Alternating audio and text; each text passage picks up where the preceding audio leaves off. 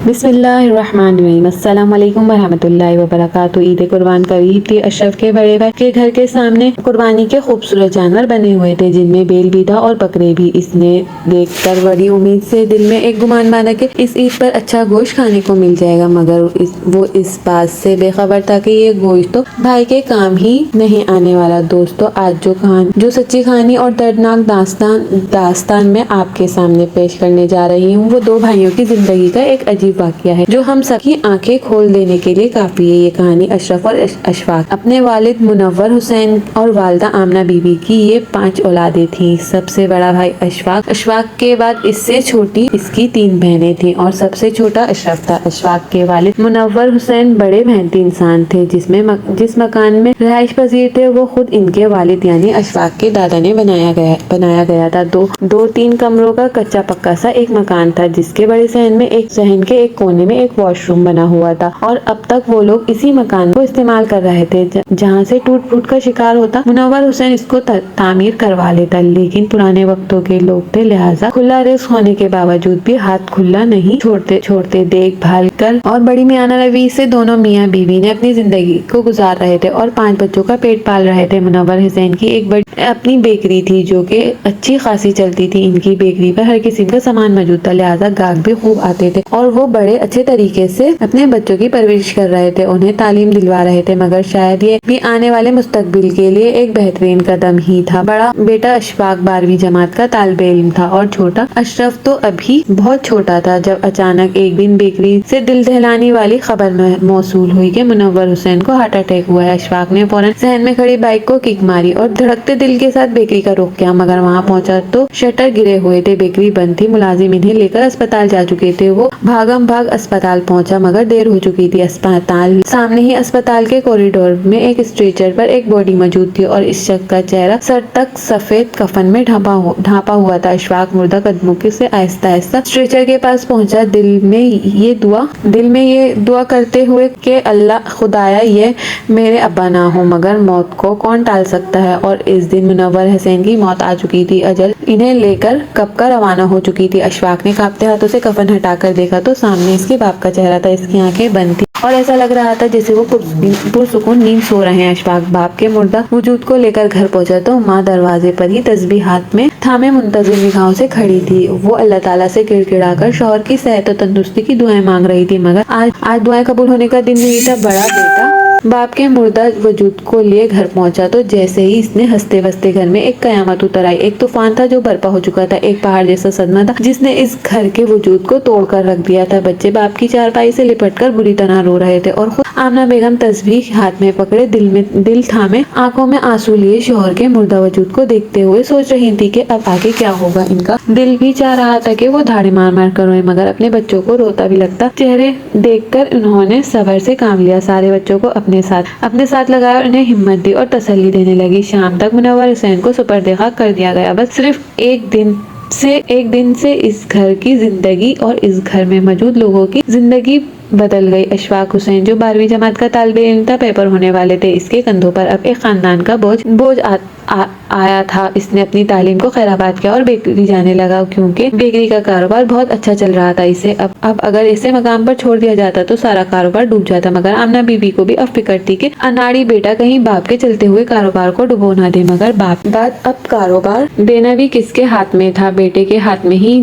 तो देना था। इसलिए उन्होंने अल्लाह का नाम लेकर बड़े बेटे के हवाले किया, सब कुछ कर दिया। अशफाक समझदार था, बाप के साथ पहले भी अक्सर बेकरी पे बैठा करता था, लिहाजा कारोबार की थोड़ी बहुत समझ बूझ थी। इसने बाप के कारोबार को चलाना शुरू कर दिया। गुजरते वक्त के साथ साथ कुछ धोखे खाए, कुछ ऊंच नीच हुई, मगर फिर कहते हैं ना, वक्त सबसे बड़ा उस्ताद होता है। गुजरते वक्त ने इसे सब कुछ सिखा दिया। जल्द ही वो कारोबार को बहुत अच्छे तरीके से संभालने लगा। ना सिर्फ संभाल रहा था बल्कि कारोबार को तरक्की भी दे रहा था।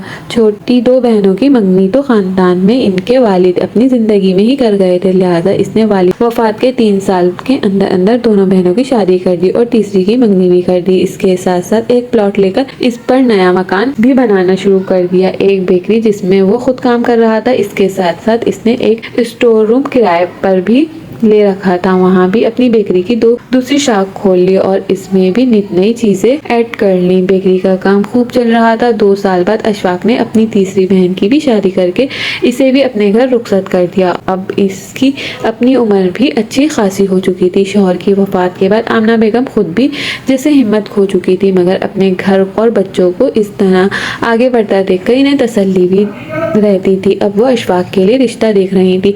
दूसरी तरफ सबसे छोटा बेटा अशरफ, वो 9वीं जमात का तालिबे इल्म था। 6 माह के अंदर ही अशफाक की शादी हो गई। फिर घर में बहू आ गई, जैसे रौनक सी लग गई। बेटियां रुखसत हो चुकी थी तो अब एक बेटी और आ गई। इसने भी आते ही घर का निजाम संभाल लिया। आमना बेगम अब ज्यादातर अपनी इबादत में मसरूफ रहती। घर के कामों में मामलात में वो कम ही दखल दिया करती थी। अशफाक की शादी को 1 साल गुजरा तो अल्लाह ताला ने इसे बेटे की नेमत से नवाजा। बस वो आखिरी खुशी थी जो आमना बेगम ने अपने घर की और अपने बच्चों की देखी। इसके बाद एक रात उन्होंने खामोशी से आंखें बंद कर ली। इस वक्त अशरफ 10वीं जमात का तालिबे इल्म था और बस ये सदमा अशरफ के दिल को ऐसा लगा इसका पढ़ाई से भी दिल उठ गया। माँ की मौत को इसने इस कदर दिलो दिमाग पर तारी कर लिया कि 10वीं जमात के पेपर न दे सका। वो खामोश और चुपचाप और अलग थलग रहने लगा। अशफाक की तो शादी हो चुकी थी, इसका अपना खानदान था, बीवी बच्चे थे। वो शाम को बेकरी से आता और अपने बीवी बच्चों में मसरूफ हो जाता और अशरफ वो तन्हा हो गया था। पहले भी वो जब स्कूल कॉलेज से वापस आया करता था और अपनी माँ के साथ मिलकर बैठकर खाना खाया करता था और अब अशरफ के साथ अब अशरफ का साथ इस दुनिया से रुखसत हो चुका था और वो अपने आप को तन्हा महसूस करने लगा। होना तो ये चाहिए था कि इस मौके पर भी बड़ा भाई साथ देता और आगे बढ़ता भाई को गले लगाता, इसकी हिम्मत बढ़ाता, पढ़ाई की तरफ इसे दोबारा से लगाने की कोशिश करता। मगर अशफाक ने इस पर ज्यादा तवज्जो न दी और अगर कभी अशफाक बेकरी पर चला जाता तो अशफाक इसे वहाँ ज्यादा देर टिकने न देता था। बेकरी का कोई भी काम वो अशरफ के जिम्मे लगाने पर राजी नहीं था। वो हमेशा इससे साफ और खरा जवाब दिया करता था कि अगर तुम नए हो, काम खराब कर दोगे, नुकसान होगा। लिहाजा अशरफ चुपचाप वहाँ से उठकर घर चला आता। खैर इसी तरह वक्त गुजरता रहा। देखते ही देखते अल्लाह ताला ने अशफाक को एक बेटी और मजीद एक बेटे की नेमत से नवाजा। इस मौके पर अशफाक की बहनों ने भाग तोड़ की और अशरफ की मंगनी कर दी। मंगनी के 4 माह बाद शादी की तारीख भी रख दी गई। अशफाक ने खुले दिल से भाई की शादी पर खर्च किया और अशरफ की दुल्हन को ब्याह कर घर ले आए। घर में एक फर्द का इजाफा हो चुका था। भाई का खानदान भी अब बड़ा था। घर तंग महसूस होने लगा था। तब एक दिन अचानक अशफाक ने फैसला किया और अपने फैसले से अशरफ को आगाह करते हुए कहने लगा कि तुम इसी घर में रहो, मैं यहाँ से शिफ्ट हो रहा हूँ क्योंकि अब घर में तंगी सी महसूस हो रही है। अशरफ ने खामोश निगाहों से भाई की तरफ देखा तो अशफाक मजीद वजाहत करते हुए कहने लगा, कुछ अरसे में मैंने एक मकान शुरू कर रखा था ना, वो मुकम्मल हो गया है, अब मैं वहाँ इसमें शिफ्ट हो रहा हूँ। अशरफ खामोश रहा। वो ये कह सकता था क्योंकि अब सारा करता धरता तो अशफाक ही था और फिर वही हुआ जो अशफाक ने कहा था। चंद दिन बाद इसने अपना जरूरी सामान समेटा और यहाँ से रुखसत हो चुका था। मगर अशफाक के घर से रुखसत हो जाने के 10-15 दिन बाद ही अशरफ को एक नई परेशानी ने आ घेरा। पहले तो अशफाक सारे घर का खर्च चला रहा था, मगर अब अपने घर का खर्च तो अशरफ को खुद ही करना था। इसके अलावा बिजली के बिल और दीगर जरूरियात भी। मगर अशरफ तो कुछ भी नहीं करता था। तालीम इसने अधूरी छोड़ दी थी और नौकरी मिलने का तो कोई इम्कान भी नहीं था। फिलहाल वो कोई छोटी मोटी नौकरी की तलाश में था, लेकिन जब तक नौकरी मिल नहीं जाती तब तक वो अपने घर का खर्च कैसे चलाएगा। चंद दिन तो इसने परेशानी में घर में रहा और फिर अपने दिल को मारकर एक दिन अशफाक के घर चला गया। अशफाक के घर गया तो देखकर हैरान रह गया। अशफाक का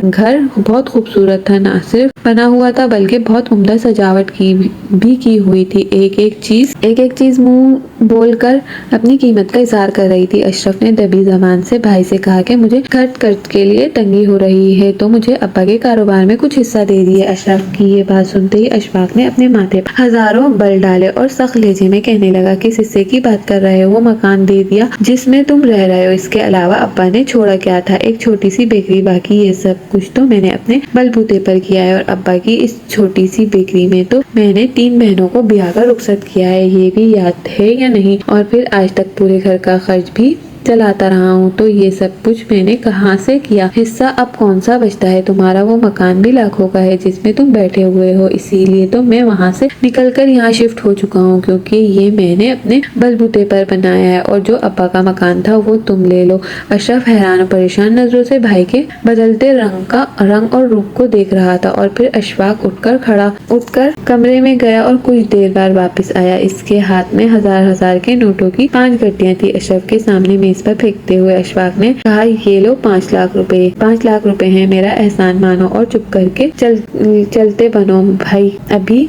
हिस्से की बात सुन रहा हूँ। बाल सफेद हो गए मेरे तुम लोगों का करते करते, अब कौन सा हिस्सा रखा है यहाँ? अशरफ ने चुपचाप वो 5 लाख रुपए उठाए और गेट की तरफ कदम बढ़ा दिए। पीछे से इसे भाई के बड़बड़ाने की आवाज आई, अब भी आ रही थी। वो घर चला आया, सोचने लगा कि अब मैं क्या करूं? अगर कोई नौकरी तलाश करूंगा तो मैट्रिक फेल हूँ, छोटा मोटा काम ही मिलेगा और इससे घर का खर्च नहीं चलेगा। लिहाजा इसने कुछ सोचते हुए 1 लाख रुपए अपने पास महफूज रखे और 4 लाख का घर के एक कमरे को किराए के सामान रख दिया। एक मुख्तसर सी दुकान बनाकर बैठ गया। दुकान थी, नए कारोबार को चलते चलते अभी वक्त लगता है। अशरफ रोज दुकान पर बैठता, जैसे सुबह वैसे ही शाम को बंद करके आ जाता। 1 रुपए की बिक्री ही न होती। वो बहुत ही बचत से अपने घर का गुजारा कर रहा था, क्योंकि फिलहाल इसके पास सिर्फ 1 लाख रुपया था, और न जाने इस 1 लाख रुपए से अब इसे कितना अरसा गुजारना पड़ेगा। यही सोचते हुए वो परेशान रहा करता था। और इसी दौरान ईद कुर्बान आ गई। अशरफ जो कि बहुत महंगी सी अपने घर का गुजारा कर रहा था, एक रोज इसके गली के सामने गुजरा तो अशफाक के घर के आगे 3 कुर्बानी के जानवर बंधे हुए थे। एक बड़ा खूबसूरत पे 2 बकरे। अशरफ ने दिल में गुमान किया कि चलो भाई के घर से गोश्त लेकर आऊंगा। ईद का दिन भी आ गया। अशरफ ने धुला हुआ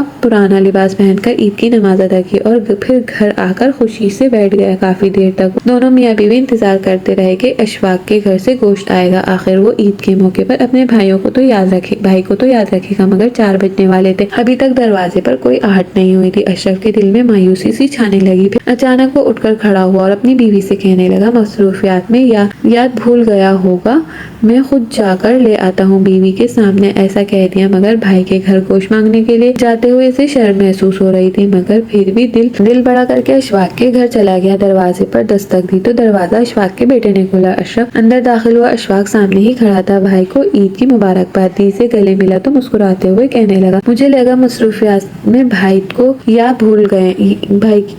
भूल गए। मेरे घर तो गोश्त ही नहीं भेजा आपने अभी तक। मैंने कहा मैं खुद लेकर आता हूँ। अशरफ की ये बात सुनकर अशफाक ने अपने माथे पर हाथ मारा और कहने लगा, तुम्हें तो मैं भूल ही गया, मैंने तो सारा गोश्त बांट दिया, अब तो एक बोटी भी नहीं बची। भाई के मुंह से ये कोरा जवाब सुनकर अशरफ कुछ देर दंग रह गया। फिर मुस्कुराते हुए चंद मिनट वहाँ रुका और फिर मायूसी से निकल आया। रास्ते में सोच रहा था कि बीवी को क्या जवाब देगा। इसके भाई ने सारा गोश्त बांट दिया और अपने सगे ही भाई को भूल गया। इसे बड़ी शर्मिंदगी महसूस हो रही थी। ईद का सारा दिन यूं ही गुजर गया। भाई के घर कुर्बानी के इतने ज्यादा जानवर थे, इसके बावजूद भी अशरफ कुर्बानी के गोश्त से महरूम रहा और इसके दिल बहुत अफसरदा थे। कई दिन वो इस बात को दिल से ना निकाल सका। ईद को तकरीबन 10 दिन गुजरे थे। अशरफ अपनी दुकान पर बैठा हुआ था जब एक शख्स भागा हुआ इसकी दुकान पर आया और कहने लगा, अशरफ जल्दी से पहुंचो, तुम्हारे बड़े भाई अशफाक की बेकरी में आग लग गई है। सुनना था कि अशरफ के पैरों तले जमीन निकल गई। इसने जल्दी से चप्पल पहनी, अपनी दुकान बंद की और बाइक को किक मारी और भाई की दुकान की तरफ दौड़ लगा दी। वहाँ पहुंचा तो एक दिल दहलाने वाला हौलनाक मंजर इसका मुंतजिर था। अशफाक और इसके मुलाजिम दुकान से बाहर खड़े थे और दुकान में आग भड़क रही थी, जो कि आहिस्ता आहिस्ता पूरी दुकान को अपनी लपेट में ले रही थी। अशफाक और इसके मुलाजिम भाग कर जो चीजें निकाल सकते थे वो निकाल रहे थे। अशफाक भी जल्दी से इनकी मदद करने लगा, मगर आग ने दुकान के एक बड़े हिस्से पर काबू पा लिया था और अब लम्हा ब लम्हा बढ़ती जा रही थी। कुछ ही मिनटों बाद फायर ब्रिगेड की 2 गाड़ियां पहुंच चुकी थी और आग पर काबू पाने की कोशिश की जा रही थी। तकरीबन आधे घंटे की कोशिश के बाद आग तो बुझ गई, मगर आग ने हर चीज को जलाकर भस्म कर दिया। आग बुझाने के बाद अशफाक अपने मुलाजिमों के साथ दुकान में घुस गया और जली हुई चीजों को लोग खींच कर बाहर निकाल रहे थे। इतने में एक फ्रीजर को बाहर निकाला, चूँकि बाहर से तो जल कर पूरी तरह भस्म हो चुका था। और जब इसे खोला तो अशरफ हैरत ज़दा रह गया, क्योंकि इस फ्रीजर में बेकरी का कोई सामान नहीं था। गोश्त के कई पैकेट थे और फ्रीजर के एक साइड भरी हुई थी जो कि अब जाया हो चुका था। ऊपर के पैकेट तो मुकम्मल तौर पर जलकर भस्म हो चुके थे, जबकि निचला भी अब इस्तेमाल के काबिल नहीं रहा था। और अब अशफाक की मुलाजमीन जले हुए गोश्त को फ्रीजर से निकालकर बाहर कचरे के ढेर में फेंक रहे थे और अशरफ हैरान नजरों से ये मंजर देखते हुए दिल में सोच रहा था कि कुर्बानी के दिन अशफाक ने अपने माथे पर हाथ मारते हुए कहा था कि अरे गोश्त तो सारा बांट दिया, मुझे तुम्हारा याद ही नहीं रहा। अब ये इतना सारा गोश्त जलकर भस्म हो चुका है। अशरफ को अफसोस इस बात का था कि भाई ने झूठ बोलकर अपना फ्रीजर गोश्त से भर रखा था, मगर कौन जानता है कि ये के अपने काम भी नहीं आएगा। तसाफ में सर हिलाते हुए अशरफ अपने घर का रुख किया। नाज़रीन, मजीद इस तरह की कहानियाँ और सच्चे वाकयात सुनने के लिए हमारी वीडियो को लाइक करें, शेयर करें और चैनल को सब्सक्राइब करना मत भूलें। शुक्रिया। अल्लाह हाफ़िज़।